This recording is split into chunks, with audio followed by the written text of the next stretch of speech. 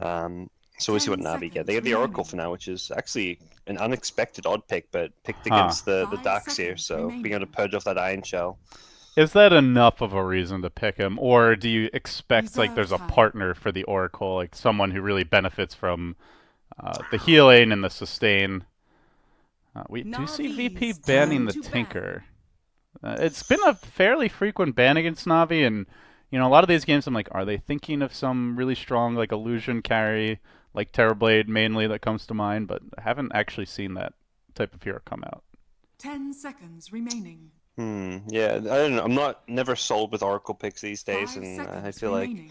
teams are just gotten a lot more used to dealing with the hero and how the false promise works. Reserve time. And VP themselves likely can go into. I mean, they have a nice kind of bit of diversity with their damage up, with the physical damage from Ursa, the magic damage from the Sanking, the Darkseer. So I think something that VP always, where VP beat Navi last time, was that mid to late game teamfight Navi's turn aspect. to pick. Oh, that is a hero I was not thinking of, but I think wise to be banned, as Okay. they will remove the Dire Meepo, team not pick. something they had great answers for, Yeah, and and Navi VP rounded it ran off it with in the the troll. group stage, so I think just respecting VP's ability to actually play the hero now after their group stage showing on the hero. So the Dendi Troll can come out. This is a hero that works a 10 bit better with the seconds Oracle. remaining. Nice like kind of tanky frontliner that actually gets some 5 decent benefit out seconds of the false remaining. promise. Really, probably one of the few heroes that can actually man up against an Ursa and live Reserve to tell the time. tale, especially later in the game, with the blind, the bash, and the attack speed to keep him locked down. Good synergy with Slark as well. Yeah, doesn't have too many bad mid matchups either. Like his bad matchups are matchups where he still at least gets some farm and won't get destroyed. He's got an ogre on his team, so it's like a safe mid that doesn't, you don't counter pick a troll. It's just like, well, we're versing a troll. Let's VP are going to pick something that they feel is good and suits their draft rather than something that wins the mid lane because, like, yeah, it's just a troll. What is the final pick gonna be for VP? And also, give me 1 second here. Gonna double check my Dota TV audio settings. Sure. Sure. I think mine should be good too as well. Though I had some issues earlier today. It's kind Yeah, of been mine's going on. Okay, down now again. it says it's transmitting. I don't know if that actually fixed it. Sometimes people tuning in just need to retoggle the channel a bit, Well, mine select a was different like way to attack or it was something. red, like it wasn't broadcasting now. Now it Okay. appears to be a white bubble, but So VP, I mean, they can run Ursa mid. I guess that's where they want to pick a safe laner, like you mentioned, the Terrorblade. They can. I mean, TB can even be played mid. We've seen like NP do that with 10 Eternal seconds Envy a bit, remaining. and Hero definitely does all right there. But OD comes out, so they get a save. They also get like a decent mid that can scale and DPS pretty well. Doesn't necessarily handle the Slack super well, although can burst him down pretty nicely using the Soundings Eclipse. So they've got two pretty good AoE spells, really three actually: the Vacuum, Burrow Strike, as well as the Soundings Eclipse. I mean, Epicenter even there. So they've got good AoE damage to actually hit the Slack during the Shadow Dance and make sure he doesn't just escape away. yeah, you also have another like kind of disengage ability with the Prepare Astral for just battle. to potentially save an ally who's been lassoed, to keep someone alive while Slark is going on them in Shadow Dance. So okay, gods, here we go. Game one. It is only a best of three, not a BO5 like we've had in qualifiers past, so not a whole lot of margin for error here. And as you mentioned, it's been a fairly long day for Navi. We'll see how that affects them as the teams get into their lanes. Navi TPing in early with Biver. They drop the deep lane ward. Meanwhile, Solo, on one of his typical smokes, gets a ward out near that bottom lane to keep eyes on any potential movement into the jungle. And it looks like VP going aggressive here. Ooh, so yeah, Dark's already heading up top. 30 Interesting. seconds to So battle. yeah, Ramsey's down bottom. What are they? I guess yeah, Slack not really known for having a strong laning phase in a hero that can get pressured a lot in the early game lane stage. I'd say Oracle used to be fine in these kind of aggressive situations, but a lot of his spells have kind of received small little nerfs over the various patches. This hero used to be like one of the best 5-position supports, but after a couple of nerfs, this hero just isn't quite what it used to be, and does look like Navi may have to either adjust their The lineups or battle kind of do something begins. else. Pycat immediately running towards top once this boundary ring gets contested is likely going to just ditch this bottom lane. All right. Yeah, so screw that. You can have the fun down there. It doesn't do a Mr. whole lot better General. top though. It's still a Darkseer versus Slark. He's got the Oracle to help purge those Iron Shells a little bit, but you can only really purge so much of them, and Darkseer should farm pretty nicely against the Slark up here. Yeah, obviously, like, you see the Ursa and you go for a Slark. You can't expect to have easy lanes. There's always going to be a potential weakness to exploit there. Just not really why you pick Slark. He's not a particularly strong laner. But they do have the Ogre to secure mid, so Dendy can get off to a good start. Then maybe Armen roams that way and tries to give the Slark a little space. For now, though, they're in the dual lane to make the Darkseer sad, and VP looks like we'll be rotating their Sand King as well. Lil gonna join the skirmish here in the mid lane. Interesting. Armen playing the Ogre for once. Almost always we see Biver playing this one, but imagine he's the guy who also normally plays the Ogre, so Armen probably saying like, look, I'd rather play the Ogre than play the Oracle, so... Uh-oh. Tough start here for General, who took Sticky Napalm, has the boots, but Ramses also has his own, gets off a follow-up clap, and this likely the first blood. Indeed it will be. Ramses drawing it. General going for the level 1 Napalm, and he gets punished. Yeah. It's a rough start indeed. Although, I mean, you can probably attribute that to the lane swap, not being quite aware that the Ursa would already have the boots and just ambushing him with it. Yeah, I've managed to do pretty well against the Darkseer up top. He didn't go for any clarity, so unfortunately for Pasha, he couldn't really stay in this lane. Like, his first couple Iron Shells getting purged. Often with the changes to Darkseer, his Iron Shell costs a lot more mana than it used to. This is actually a kind of a tough lane for him as a result. So how do you overall laning setup, Gods? It looks like farm-wise, VP getting the edge here. They've also gotten a first blood.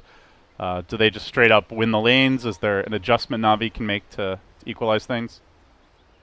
I think Armen's Ogre is probably the hero that can roam around and be annoying. He doesn't really offer a threat at bottom lane with the Batrider to get kills, but likely we see him just stick around this mid lane and try and give Troll a bit of an edge. Unfortunately for Dendy, even with the Ogre's presence so far, he hasn't really done all too well in CS, just the 2 last hits and 3 denies, so if Navi can win top lane and perhaps have Ogre help them secure this mid lane a bit more, at least 2 of the 3 lanes will be going well for them, and they'll be okay with Batrider just getting experience, which so far he hasn't been able to really do at bottom, but with a level 2 and Firefly, he should be able to at least get XP down bottom. Alright, so Dendy definitely still getting that help from the Ogre as no one continues to receive a lot of pressure, but still CSing fine. 6-1 already. They're making the dive on bottom. They have found General again. 3 heroes converging on the Batrider. They're going to chase him through the tree line, but with the point in Firefly, he's not as easy of a kill. The Caustic slowing him down just a little bit. Juki back towards the tower. Armen tries to join the fray. Not going to matter. Suddenly, the Ursa converges on him. This could easily be 2, maybe 3 Navi heroes going down, as the Ursa is just going to be king of the castle at this point. Finds another. Lil getting the last hit, and VP just waltz away. The trickle in effect simply does not work against Ursa. Yeah, that was a bit of a disaster. 1 by 1, just feeding the Ursa. It looked like that was trying to Firefly onto that little poking out cliff point at the bottom of the map where you can plant wards, but couldn't. I don't know.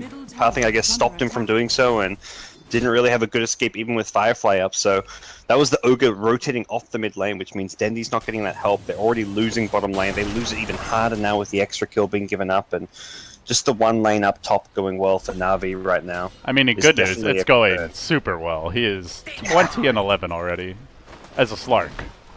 Man, that's actually crazy. Yeah, Slark he's only now in the straight 1v1, but even earlier, there's just like 1 Fortune's End from the Oracle onto those Iron Shells really just gave him all he needed in this lane, and he's going to start really pressuring Pasha. He's got an Orb of Venom. He's actually going to be playing super aggressive, looking for kills. And you can see Pasha still trying to actually just buy the Soul Ring. He can't even get to the shop.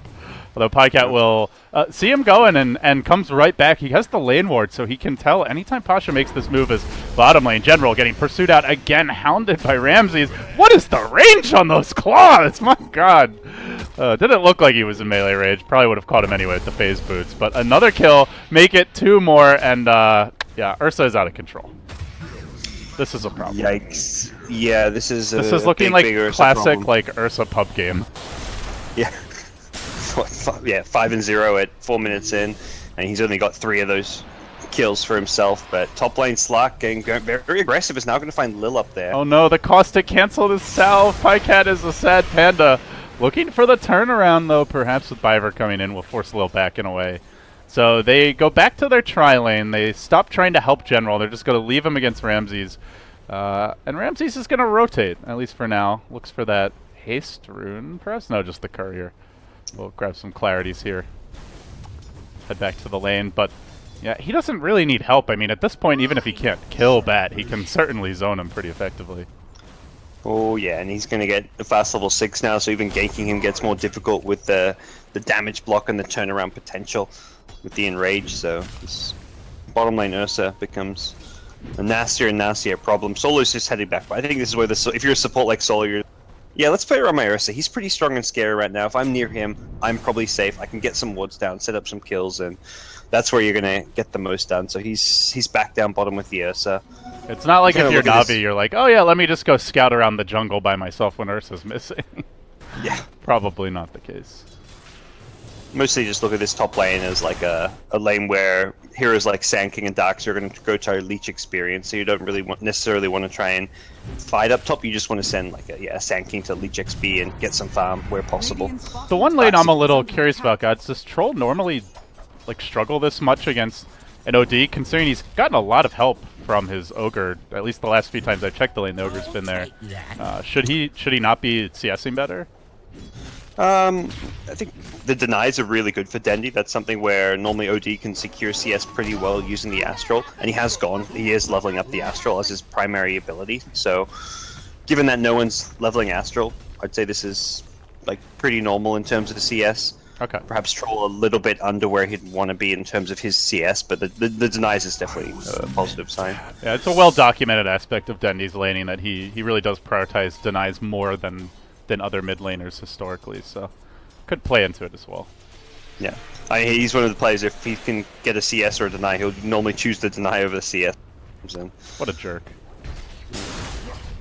Oh, Lil using the Burrow Strike here on an Ogre illusion. Pycat wants to punish that. He pounces in off the mark though, and now Pasha back into the fray. Pycat level 6, so he should be able to get out of here no matter what, barring a catastrophic error. He will get burrowed though. Still not using that ultimate. He's been healed up a bit longer. He finally has to commit it just for the extra move speed, but VP continuing to chase, so they blunt any potential upcoming aggression from the Slark. And bottom tower actually went down during all that, so Ramses has just managed to solo push the bottom lane just by constant chipping, and he can skip the wave pretty well as well. So his Helm of the Dominator going to be up very early on, and getting a creep at like 8-9 minutes in as a Nursa is going to allow you to really just roam around the map, play super aggressive. You can get, there's a lot of good creeps you could get to really benefit you. And Navi are going to be... Oh, look at this aggression, gods. They know Batrider's off the lane. They're not going to let him farm in the jungle. Straight onto him. Ramses will move. One more attack to actually make it 2. Grabs another kill, so already a dominating streak. The jungle isn't safe. The lane isn't safe. And soon, Roshan won't be either, as you mentioned. About to get the Dominator. Oh, he's got the Elf as well. Yeah, the Dominator means he's probably taking Roche at level 8 with Fury swipes if he wants to, since the creep can tank Roche for you. Doesn't have to go for Roche, and you can just look to continue to snowball, but getting an Aegis early on is definitely a nice thing to do. And he's smoked up with Sand King, so this could be for Roche, could be for making a play. We'll see where the priority lies for VP. Not a whole lot of mana on Lil, so looks like it will be into the pit. Can Navi, I mean, even if they knew about this, could they contest right now? They don't feel very strong.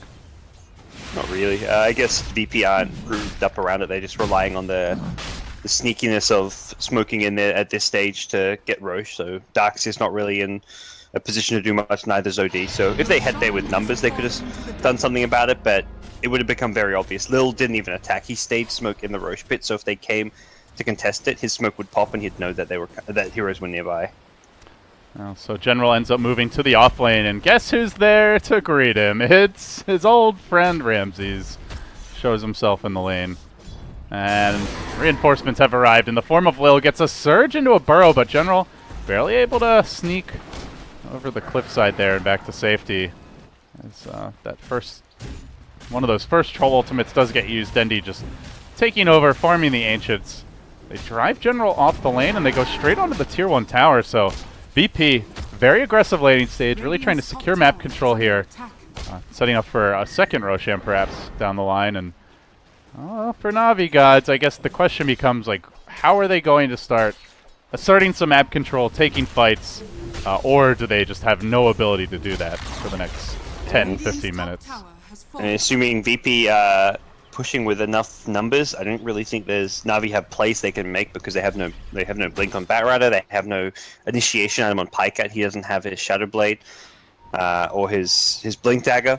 So Troll doesn't really have too many items. I guess the Troll Helmet of Dominate you can make some plays with and make see like a smoke with an extra creep, but given that right now VP have Aegis, this is very much a Navi, like for Navi. They're going to be looking to keep away from VP during this Aegis period. Problem is Batrider is miles away from a Blink Dagger right now. Oh, Lil pulling out the jukes, breaking some ankles in the bottom lane. Biver trying to catch him out with the Fortune's End, but just a calm Sandstorm dodge and then do away.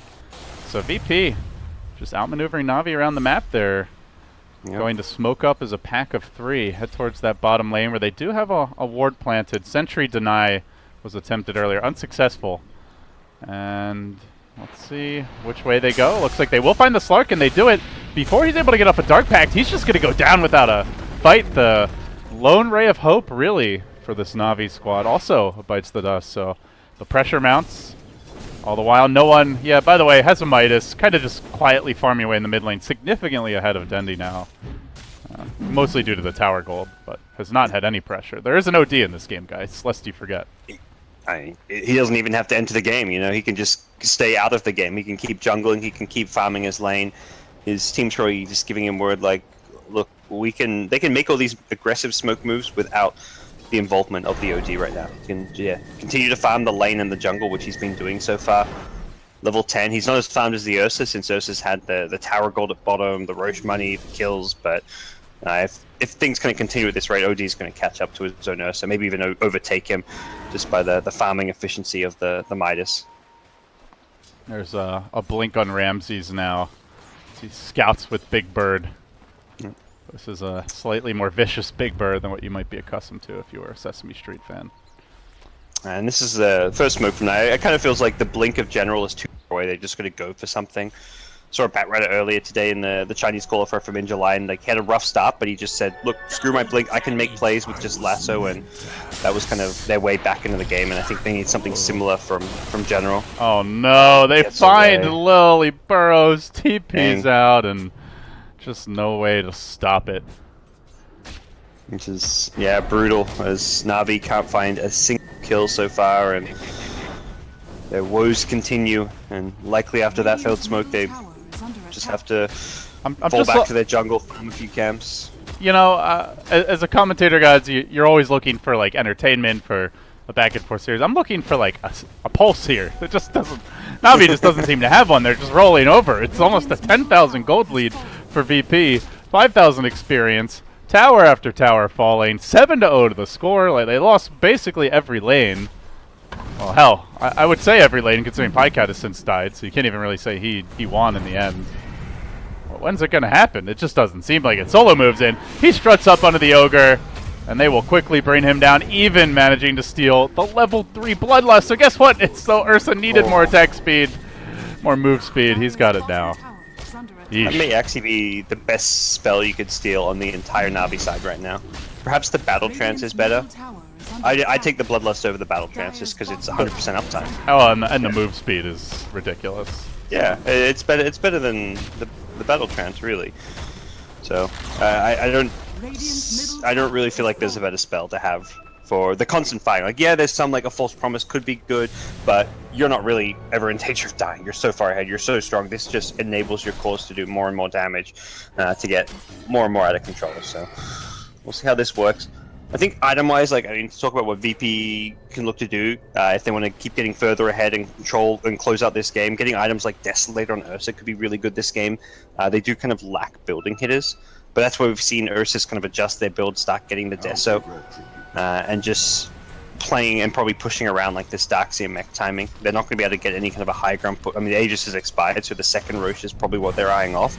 And perhaps the second Rosh that they're going to give to the OD rather than the Ursa, but we'll see if that's the case. But as it stands, they're very, very far ahead.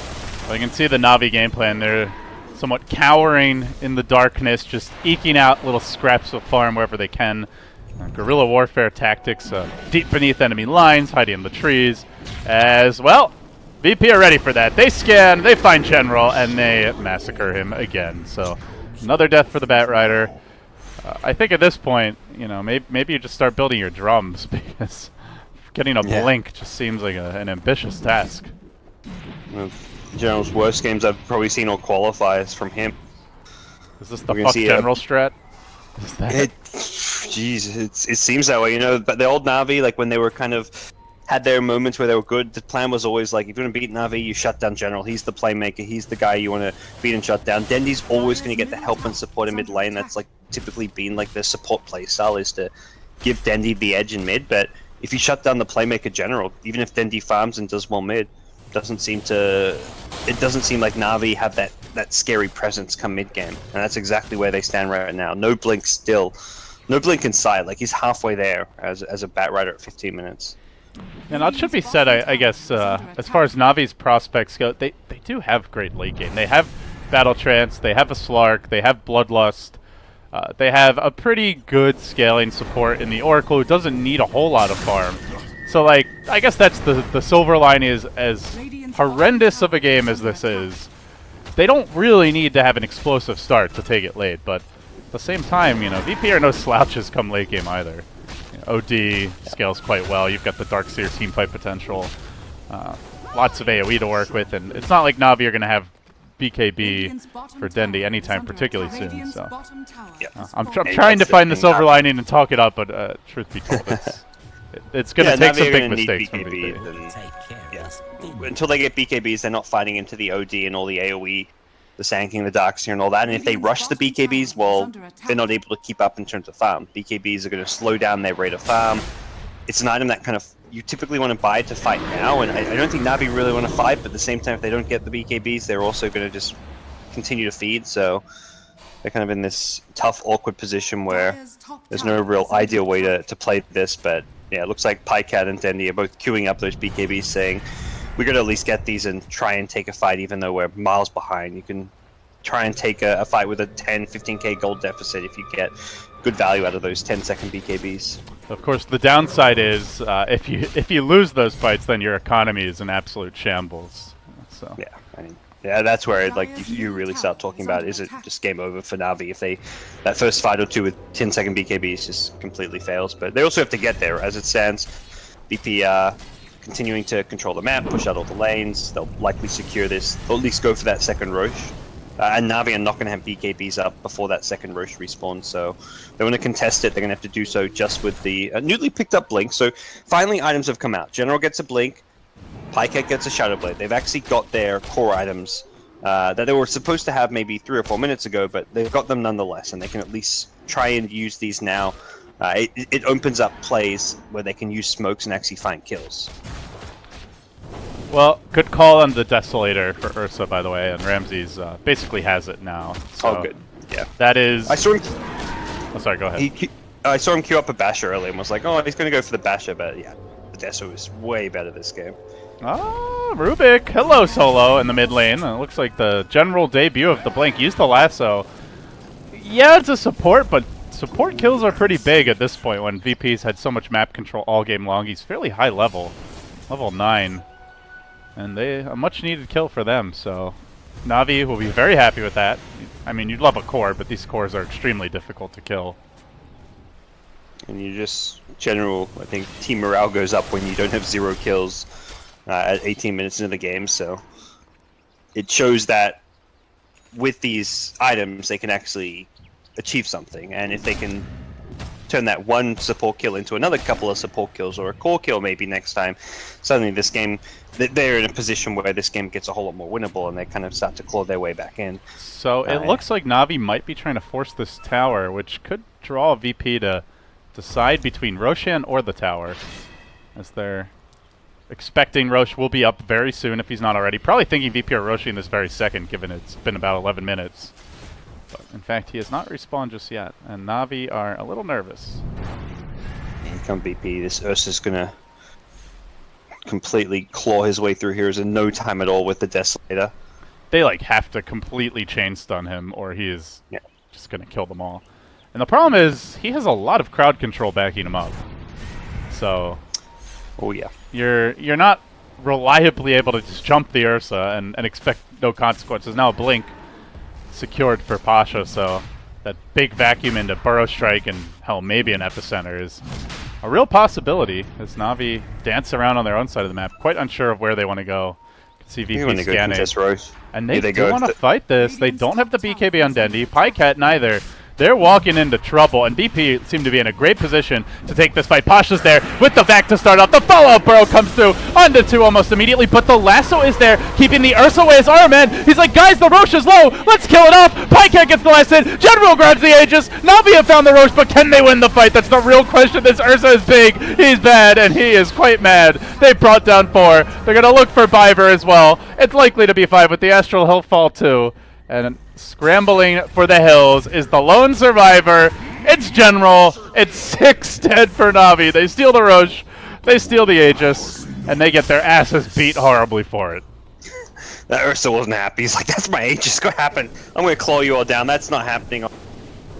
Well, VP very handily won fight, and that the sheer net worth advantage just becomes kind of insurmountable in a fight like that. Navi didn't have BKBs. And you talk about how they look to fight into stuff like the Sanking, the Darkseer, I mean, let alone the Ursa. I think the only way you can beat the Ursa is if you're not getting disabled, and if you can ignore the Sanking Burrow Strike and ignore the vacuum, then yeah, you can perhaps handle the Ursa, but you can't do that without those BKBs, and, well, even without an Aegis, it looks like VP are perhaps considering going for some kind of a play around this top lane, at least maintaining map presence so they can keep Navi in their base. They've got 4k gold on OD. Another 2k gold on Ursa, everyone getting very, very farmed on this VP side.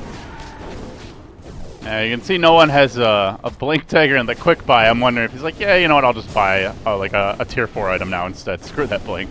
Yeah. But things are looking rather good for VP. This is a best of 3, so even should Navi lose it, they'll have a chance to claw their way back in. And last time they played VP, I think they lost game 1 and still bounce back in game 2. Yeah, that's right. This, I mean, when VP is on their A game, it kind of feels like they're on a different level from Navi's. Pycat, as I say that, will find Solo, but gets astraled by no one. Now the lasso kidnapping him while trying to kill off Solo as well. Will General be able to make it out? That's the question. Use the blink to initiate, goes up onto the hill. TP out attempted, no one. Does have the Burrow Strike support, so they're going to get a Rubik, but it costs them a bat in turn. Which was honestly, I think, given the deficit, probably a net worth win for Navi, or at least an even trade. But yeah, probably is. Actually, yes, the Rubik's pretty poor. Okay. Well, Sacco forget the grass, though. On the retreat. Yeah, that Ursa is out for vengeance. Ramsey's just rampaging through the mid lane, does find another kill. 16-3 the score. Only 6 more to go, gods. Only 6 more to go. Slowly happening. And Ramsey, well, I say slowly, Ramsey's going to speed it up a little bit. Oh, Astral's there. Armen trying to throw out maybe a little bloodlust from the high ground. Go, Dendy. Live and prosper. Oh, not going to happen. He's dead as well. So, all 3 cores down. VP converging on the base. Game 1, a very clinical affair so far. And it looks like this is, if not the end just yet, likely the beginning of that end. Yep.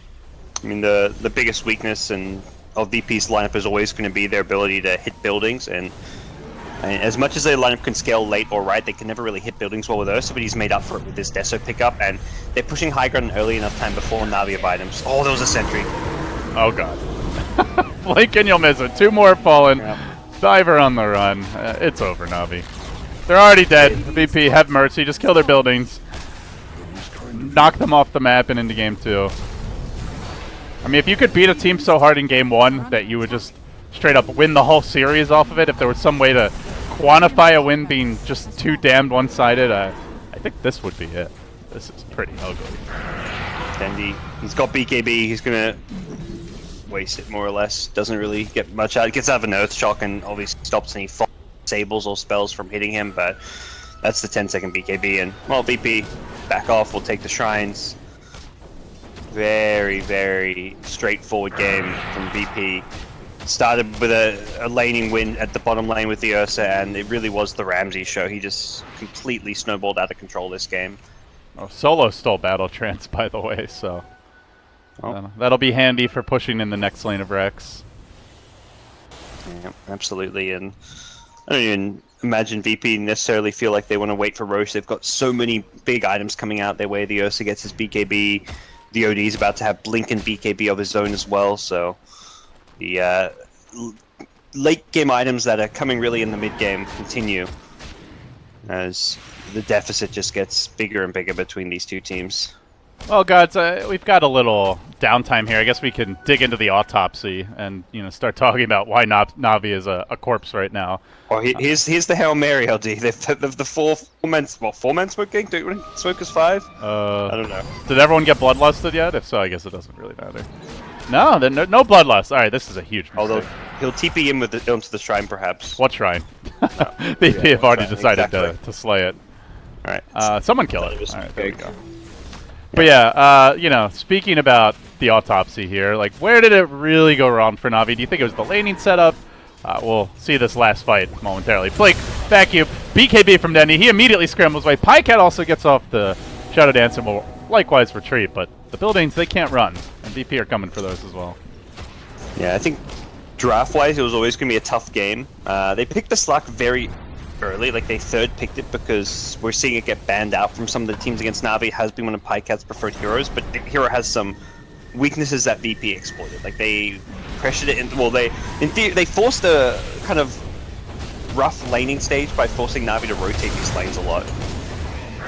Ramsey's getting to work with the BKBs. They pound on Navi, almost finish off Denny with the big hammer drop. Not quite, but Ramsey's, he's like, I expected I could kill him in one less auto attack, turning around prematurely a few times now. But that's 2 lanes of Rax, and any moment now, Navi, they'll accept their fate. They'll tap out while they still have any dignity left.